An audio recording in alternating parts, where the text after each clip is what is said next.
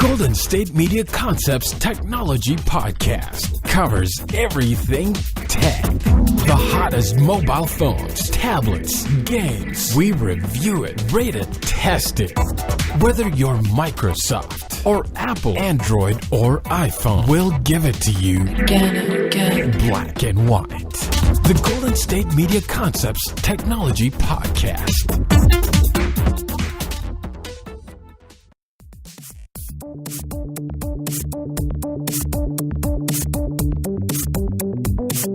Welcome to Golden State Media Concepts Technology Podcast. I'm your host, Jonathan Charney, and today we're going to be talking about China passes a new cybersecurity law, AT&T and the FCC, Google recommendations on the USB-C standard, and augmented reality in cars. That's right, we're going to be talking about one of my favorite subjects, that being augmented reality.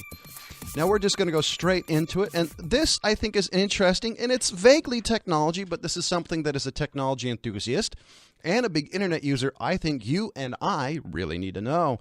On Monday, that's last Monday, China passed a controversial cybersecurity bill further tightening restrictions on online freedom of speech, raising concerns that could intensify an already wide-ranging internet censorship. Now, China has what's been dubbed the Great Firewall. It aggressively blocks sites or snuffs out internet content and commentary on topics considered sensitive, such as Beijing's human rights record and criticism of the government. Now, you're probably wondering, how do they do this? You know, the only way that I am aware of how to do this, what it is the internet comes from the government. They pretty much probably have a backbone that feeds everything else. Now, if they have a backbone there, when you're sending bits and something gets flagged, they can say, okay, no, yes. Allegedly, they did something similar on spying on Skype conversations that were to China or from China. So if you had a friend that was Chinese and you were talking to them, they could allegedly listen in on you or watch you. The law, which has been approved by China's National People's Congress Standing Committee, bans internet users from publishing a wide variety of information. And by the way, this is new on top of what the Great Firewall already does, including anything that damages national honor, disturbs the economic or social order, or is aimed at overthrowing the social system. Now, here to me is one of the most onerous parts of this law. Now, everything about this law, in my opinion, violates what the internet really is about, and that's talking on controversial subjects. Now, the best thing about the internet is having the ability to talk about something that you may not have the chutzpah to talk about in person. And there's nothing wrong with that. Having controversial conversations helps generate opinions, helps you do research, and in my opinion, it can make you a better person. Now, what this law also requires, and like I said, is the most onerous in my opinion, the law requires companies to verify a user's identity, also called doxing, effective making it illegal to go online anonymously, which, love it or hate it, is one of the best and worst parts of the internet. Is Bob can go on the internet and say either the most amazing thing and he won't be recognized, or the most hateful thing and he won't be recognized for it. And then it's there. It's left online. And, you know, Bob can call him, he can call himself Card Shark 25. And everybody think, oh, Card Shark 25, he's such a horrible person. But honestly, that's one of the reasons I love the internet. Now, it's not as much as the wild, wild west as it was back in the late 90s. Now, in the late 90s, it was pretty much a free-for-all. You could do what you want. Now it's not so much, as everybody and all the governments are kind of getting the groove on a little bit about it. But I think this is something that's dangerous. I don't want my personal identity known online as much. Now, granted, I do a lot of podcasts, and I'm a little bit known online. But I still enjoy being anonymous, having conversations. It's part of who I am and part of really what I enjoy. Now, foreign companies in particular expressed concern about the language that would require them to cooperate with the Chinese authorities to protect national security, broadly worded language that was included in the final version of the law. They say this is dangerous. This dangerous law commandeers internet companies to be de facto agents of the state. I'm thinking, honestly, this is kind of, you pay to play, as it were. If you're in China or one of these countries that maybe be a little more onerous, you don't really have a choice. Is it fair? Is it right? You and I can argue that. But it's kind of, if you want to play in China, you got to follow the rules. Now, the most interesting thing about this to me on the technology side is how exactly they're going to do this. Now, they do have the great firewall, and if I understand the way they do things, everything goes through this firewall to get to the outside world. So it's going to be interesting to see exactly how long they can keep it up or if they will change it. Now, in theory, it wouldn't be too hard. I mean, it will take a lot of work, and there's quite a lot of people in China. So the technology by itself is actually kind of interesting. So we're really going to see how well it does. You know, I don't know. I'm fascinating. Now, I do have a question for everybody out there. Is this something you think we need? Do we want this in the United States? Do we hate this in the United States? And what do you like about the internet? This is really something that to me is an interesting topic. So please let me know. I mean, I really do find this fascinating. Now, we're going to switch 180 degrees. We're going to talk about online video for a little bit. I want to know, where do you guys go for online content? Do you go on YouTube, Hulu, Amazon Prime Video? Is there something or some source of video or content that you watch the most? I know for me personally, I'm a little tired of Amazon Prime Video and Netflix, mainly because I like a lot of older shows. I have a hard time sometimes getting into newer TV shows, so I do miss watching some of my favorite shows. Now, some of my favorite shows include Star Trek: The Next Generation. We're talking about Numbers, Highway Patrol 1955, or more controversial shows from the 70s like Maude or All in the Family. And some of these shows have kind of gone the wayside. Now, you can still watch them. They're always being broadcasted somewhere. There are over-the-air channels that show them because the rights are probably cheaper. So I don't know. And the other thing is, how do you watch your content? Now, personally, I'm not a big fan of smart TVs. I don't like the fact that a lot of time the software is not upgradable, or if they do upgrade, it stops when the next generation comes out. I'm a huge fan of a home theater PCs. I love the idea. And now you can get cheaper or smaller home theater kits. Back in the day, I had this huge tower behind my TV, and it was really ugly, really hard to hide, and sounded like a jumbo jet starting up. There's nothing like turning it on and watching a video and hearing, woo. It's horrible. There's a couple. I know we talked about the Nook before, and there's some cheaper ones and more expensive solutions. I personally have a Mac Mini hooked up to mine. It's a perfect solution in my opinion, and it looks like it's a clean piece of kit, which is important to me. The other one I really like is the Roku. The Roku is absolutely, in my opinion, the top one to copy. The GUI is easy and clean to use. It's really simple. And pretty much everybody from 18 to 80 that I've heard, that I've talked to that have it, everybody seems to enjoy it, which to me is the number one. If you enjoy it, if you think it's simple. Now, there are a few things I think that over time they'll fix. I know they just released, like we talked about, a bunch of new products and refreshes. I've seen a couple of new refreshes, and I do kind of like it. I know the base price ones, being the $29 and $39 ones, have been interesting. Now, the $39 one still has what a lot of people call the RCA or composite cables, and has HDMI. That's kind of the one that I recommend everybody get. I mean, you do get benefits of the other ones. One of them has a USB port on the side, allows you to plug in a thumb drive or hard drive. I have the older model of that one. I like that one, but for price point of $39, I mean, come on, that's ridiculously cheap. The other thing that I'm going to be doing soon is I'm going to be playing a little bit more with Plex. I'm actually going to be purchasing a new computer within probably the next 3 weeks. That'll be a dedicated Plex server. Now, what the benefit of Plex is, you can rip your DVDs and put it on there. And for me, this is just for internal use, nobody else. I do like sitting and watching like a TV series all day type of thing. So what I'm going to be doing is ripping some of my DVDs that I own of a TV series. Like, for example, Highway Patrol 1955. It's a way old show, I know, but it's still a great show in my opinion. And I burn the whole first season. I push play. I can do whatever I want all day, and it's in the background. Basically, it's my own personal Netflix. I'm going to be doing this with some of the music I have and some of the old-time radio that I have that I enjoy. Like I said, I'm a huge fan of home theater PCs. It's absolutely amazing what you can do. I actually, back in the day, built Windows Media Center. So I think if I remember correctly, it was XP Media Center Edition. And all I needed was a capture card, and I used an old DirecTV receiver, and it was perfect. I mean, actually, okay, so it wasn't perfect. It got glitchy after a while, but it was fun. I had an old PC laying around. All I did was add a capture card and a better sound card, and boom, I've got a homemade DVR. Now there's things like Myth TV. I heard there's an Ubuntu variant I just recently heard about. It's Ubuntu Myth or Myth Ubuntu or something like that. It's an actual OS media center. Now, usually what Myth TV, if I remember correctly, is just a simple add-on to it. This is supposed to be a whole operating system built on top of Ubuntu and Linux. And so, like I said, it's just an amazing piece of hardware. I'm looking forward to seeing where the technology goes to in the future. I'm hoping for something smaller, something faster.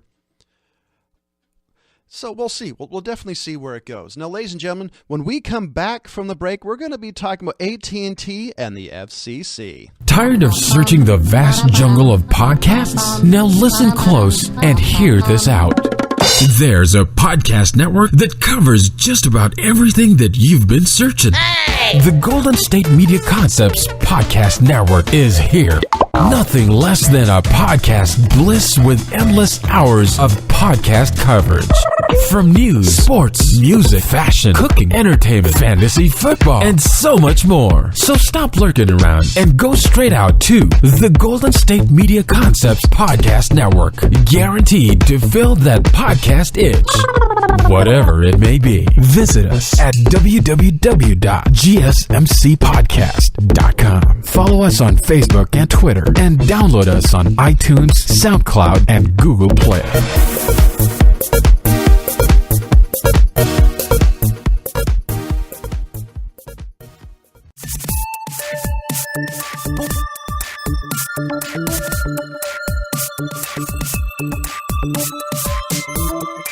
Welcome back. Now, how many of you have heard of net neutrality?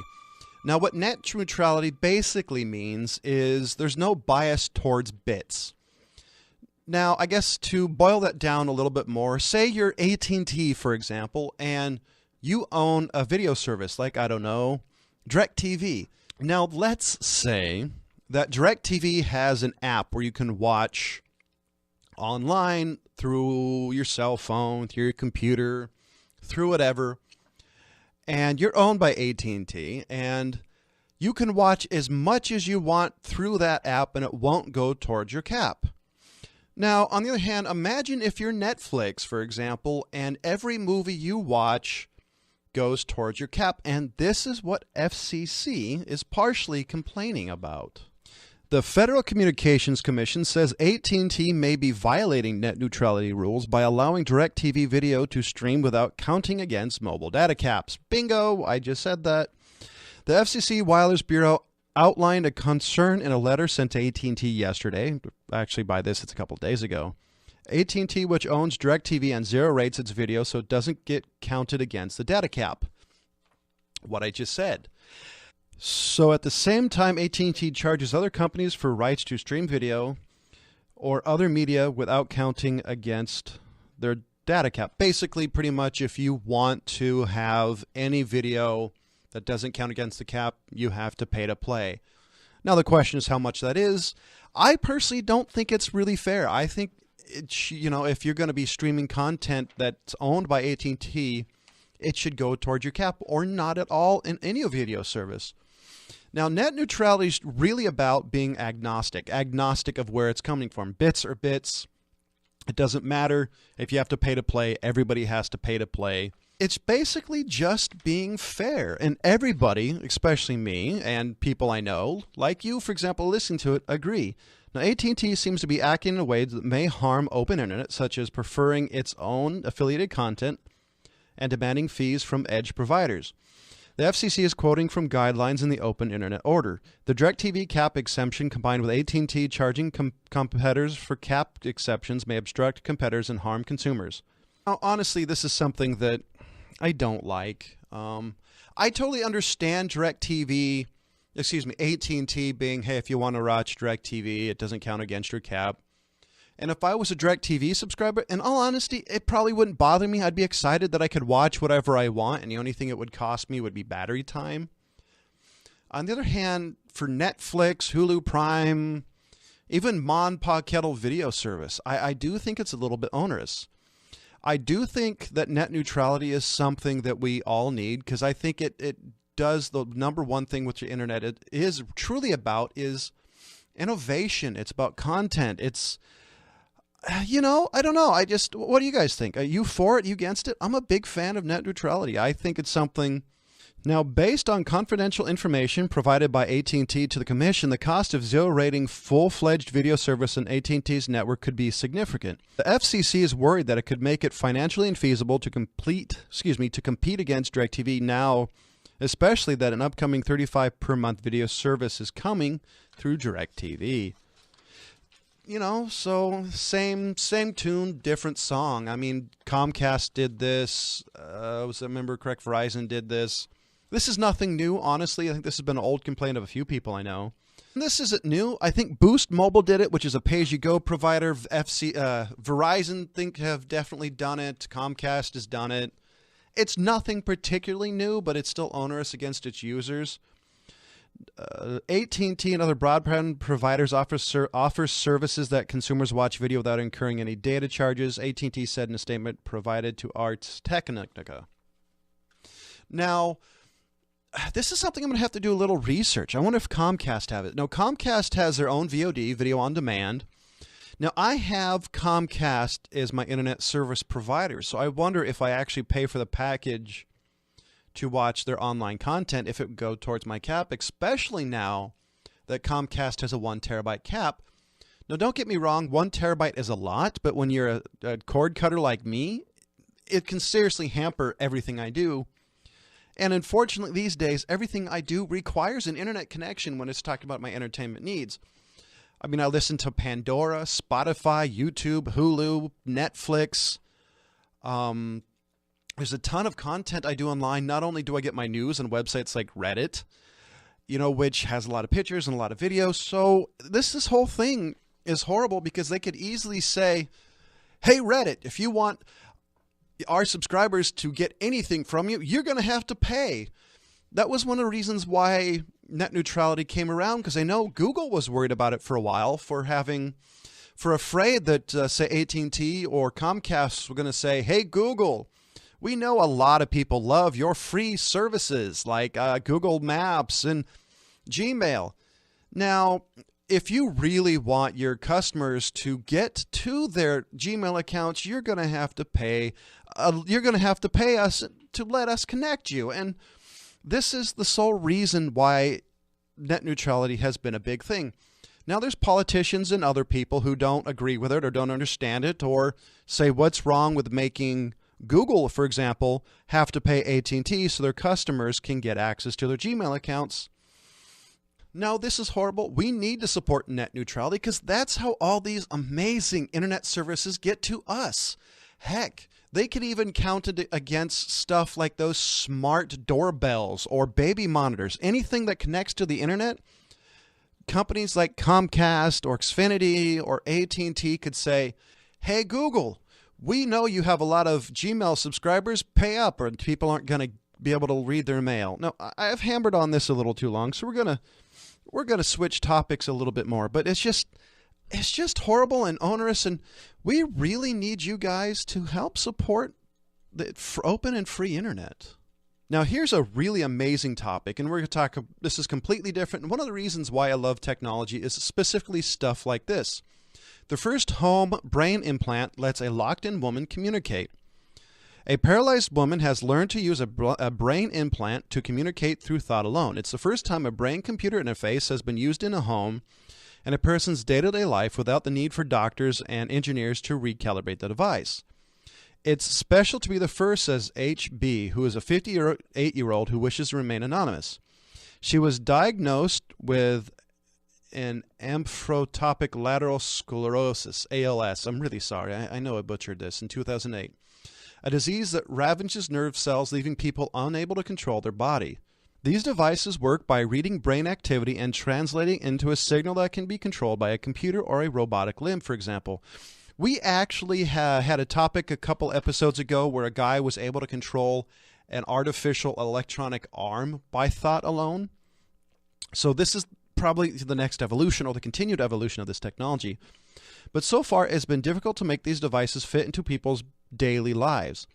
They tend to need recalibrating by a team of engineers on a daily basis, and many are so complex that cannot work wirelessly. They have not actually been useful for anyone, says Ramsey, who thought, let's make it simple and affordable for patients who really need it. The team's device uses electrodes placed on the surface of the brain just underneath the skull. This makes it more invasive than external devices like EEG caps, but less so than traditional deep brain stimulation. Now, the device used to communicate is still slow process. It can take like a few minutes, apparently, to spell a single word, but H8 is getting faster with training. So pretty much it sounds like it's a certain thought or certain ways or something. I'm assuming it's a thought or a pattern of thoughts that say R and D and all that. And it's probably just a matter of time for her to get to know how to use the interface and then the engineer seeing how she uses it to change the software.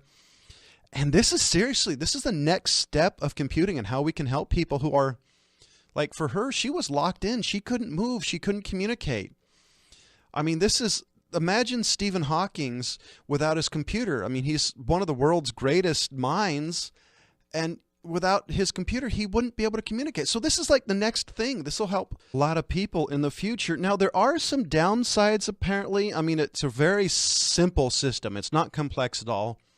And apparently, I was wrong. It won't be able to control robotic limbs, but it's just a matter of time before they make it smaller and faster and more complex. It's a Gen 1 device, it sounds like. So eventually, they're going to refine it enough where they can make it do amazing things. Now, if, say, she wanted to control lights and other things, it's probably stuff that they'd have to modify the home and stuff to get it to actually communicate with her implant. But we'll see. We're definitely going to have to keep an eye on this to see where it goes. I'm really impressed with this. And now we're coming to a break. And when we come back, we're going to be talking about Google's strong recommendations on Android makers to not mess with a USB-C standard. Are you looking for the very best NFL and college football podcast? Then check out the GSMC Football Podcast. Get the latest football news both on and off the field. From the NFL Draft to trades to the rumor mill to the NFL Combines. They got you covered. That's GSMCpodcast.com/football-podcast. Get updates on college rivalries, game day insights, and much, much more. It's football talk the way you want it. This show eats, sleeps, and breathes football. Don't forget to like them on Facebook and follow them on Twitter. Visit GSMCpodcast.com for more info.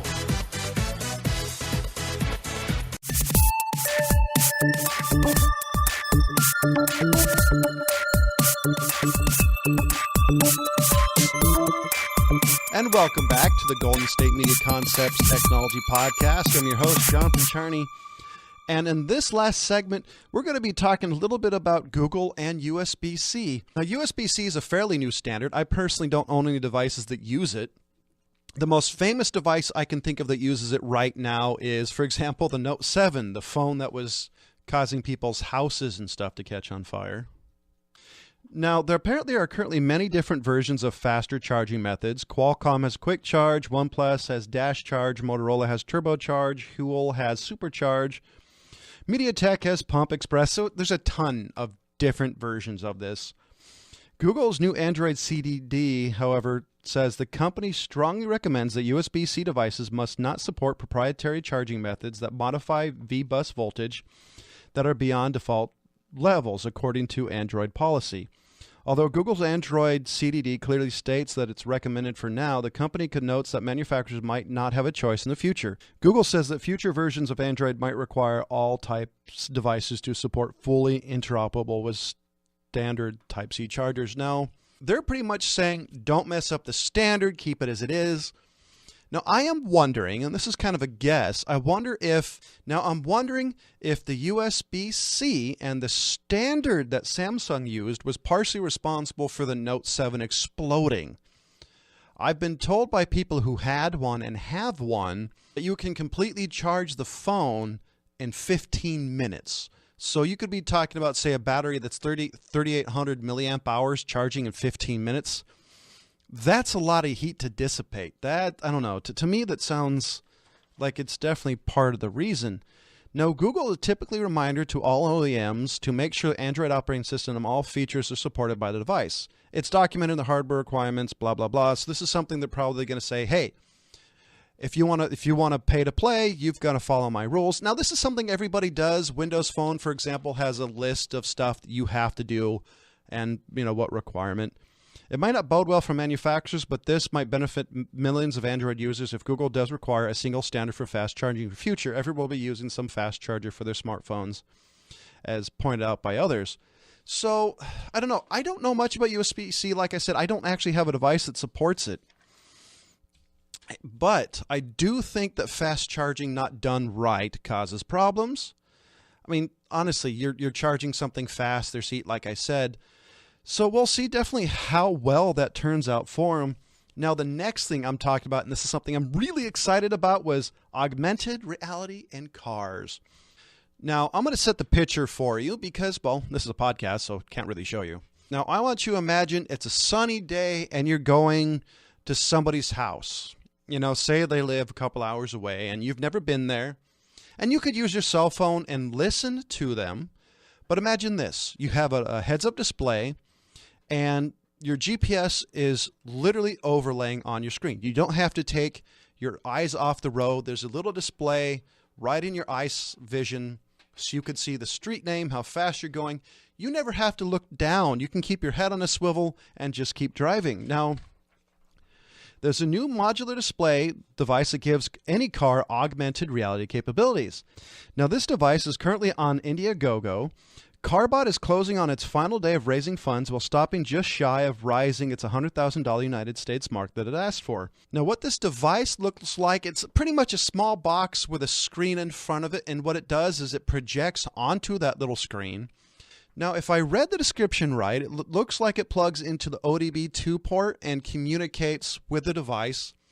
Now, the benefit of having access to the ODB2 port is it can talk to your car, so if a warning light comes up, it can give you more information. It knows how fast you're going.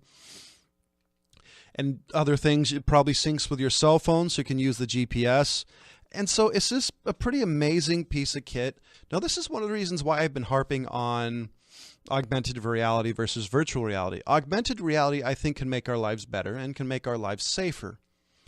Now, I did tell you kind of what it does. Now, this is what I would want. My dream car would have is the windshield would be a clear LCD screen embedded in the glass and blah, blah, blah. But what it would do is it would show me how fast I'm going. It would show me where I am via GPS. It would show me what music I'm playing or radio station, and would also have little displays for cameras mounted somewhere in the car. Cars always have blind spots, so imagine instead of having rear view mirrors, it would have right in your line of sight little cameras mounted on multiple locations of the car so you can know your surroundings 100% without necessarily keeping your eyes off it directly in front of you.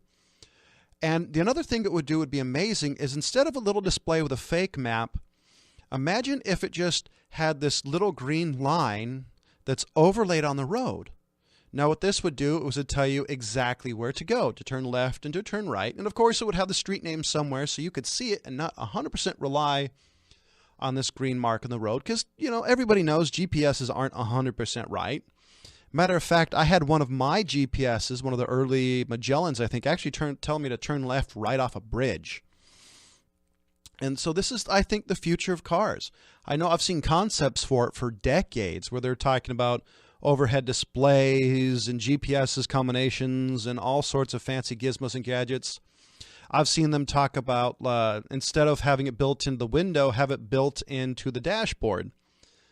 Now, I'm not sure if I'd want it built into the dashboard personally because it's just not enough size. I need something bigger. If I'm going to read a map, I actually have to be able to read it, which small things in my eyes don't exactly work together very well. Now, ladies and gentlemen, I want to thank you for listening to GSMC, that's Golden State Media Concepts Technology Podcast. And I want you to go to gsmcpodcasts.com and take a look at the myriad of amazing content that we do have. I want you to go to iTunes to subscribe to this podcast. You can also find us anywhere on the interwebs like SoundCloud and YouTube. The other thing I want you to do is go to facebook.com, go in the search bar, type in GSMC Technology Podcast, find this episode, and if you have any comments, questions, or any stories, or even things you want to send us for us to test out, please do. And ladies and gentlemen, for Jonathan Charney and my co-host Shay Northrup, thank you for listening.